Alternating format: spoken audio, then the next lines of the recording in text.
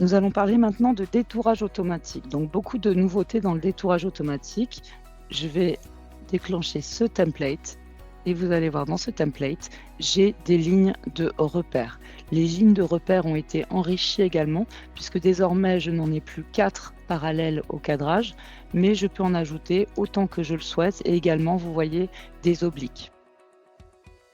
Je vais remettre mon double cadrage, adapter un petit peu et effectuer toujours une mise au point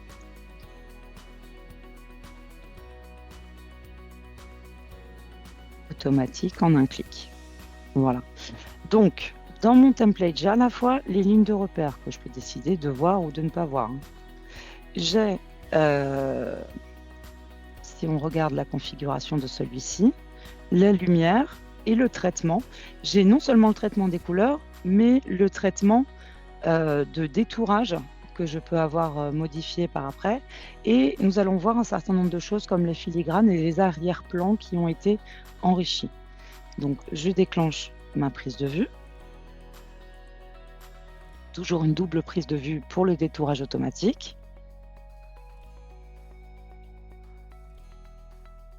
Voilà. J'obtiens mon visuel ici.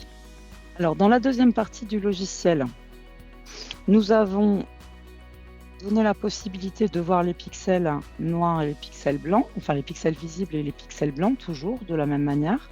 La possibilité de voir sans traitement et avec traitement, vous voyez à droite. Évidemment, la possibilité de voir à 100% en plein écran ou à la taille que l'on souhaite. Et comme il s'agit d'un détourage automatique, nous pouvons maintenant voir effectivement sur différents fonds de couleurs ou sur un damier qui représente généralement la transparence. Maintenant, nous avons ajouté les possibilités de travailler l'arrière-plan.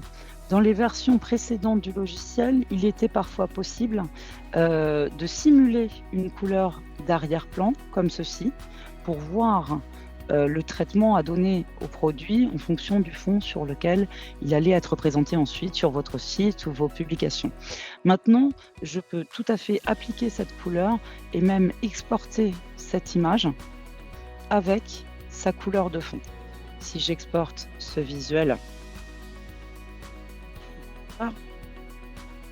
voilà, je peux à la fois l'exporter en PNG ou dans un autre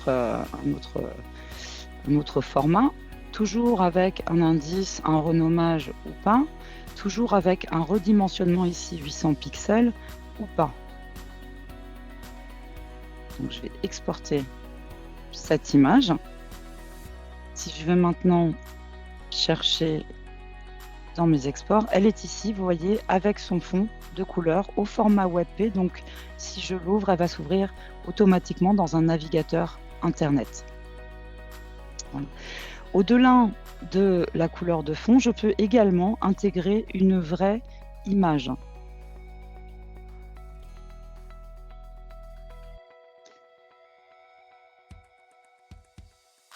Donc, j'ai une série d'images de fond ici. Si j'intègre un fond sable, j'aurai cette photo en fond.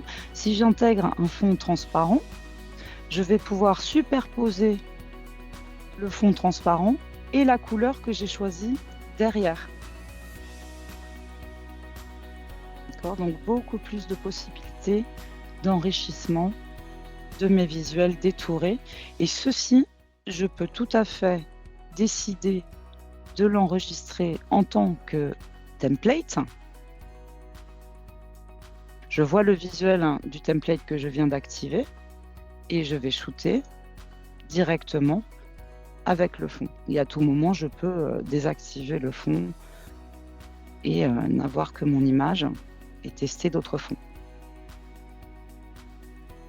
Voilà, mon image a été shootée directement avec le fond, ce qui ne m'empêche pas de continuer à retravailler le détourage ou la couleur de mon produit sur ce fond, comme à l'accoutumée. Au-delà des fonds, nous avons inclus la possibilité de mettre des logos que nous avions déjà, mais nous avions uniquement la possibilité de sélectionner un filigrane avec une image. Donc, je monte des filigranes, logo, voilà. Si je prends une marque bien connue, ici, voilà, je pouvais intégrer ce logo, choisir à quel endroit. Nous avons rajouté 4 endroits où intégrer nos logos, hein, les côtés gauche, droit, haut, bas. Et une nouveauté, c'est de toute façon avec un logo qui soit image ou autre, nous allons pouvoir dire à combien il se situe de mes bordures. Et nous allons également pouvoir le redimensionner en live, ce qui n'était pas possible auparavant. Je pourrais dire que ça prend 20% de l'image ou plus ou moins, etc. Donc ça, c'est une nouvelle possibilité. Je peux également saisir mon logo avec du texte à la volée que je tape directement. Et ce logo, je vais pouvoir choisir quel typo et quelle couleur. Toujours. D'accord? Et toujours réduire la taille ou l'augmenter si cela me convient. Une nouveauté, c'est la possibilité de créer des QR codes en live. Donc là, si je tape un nom, vous voyez le QR code se créer à la volée. Donc là, si je tape manport.com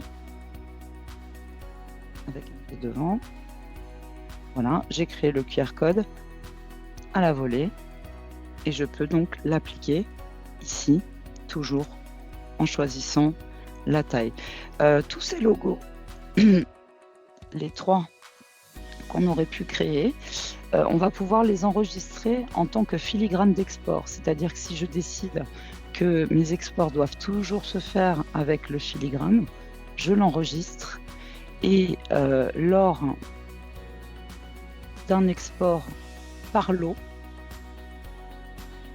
je vais pouvoir dire dans mon export par lot, mes images en 800 pixels en JPEG, par exemple, je vais intégrer ce filigrane par défaut dans mes exports par lot. Voilà.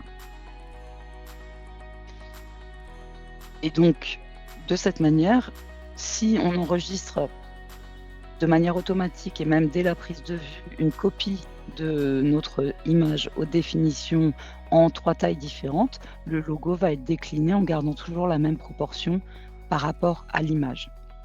En termes d'organisation des dossiers, ici je n'ai chargé que mon dossier webinaire, mais j'aurais très bien pu charger un autre dossier. Vous voyez, désormais, je n'aurai en bas que les images contenues dans mon projet ou mon dossier, de manière à ne pas se mélanger entre les différents projets ou les différents utilisateurs du système.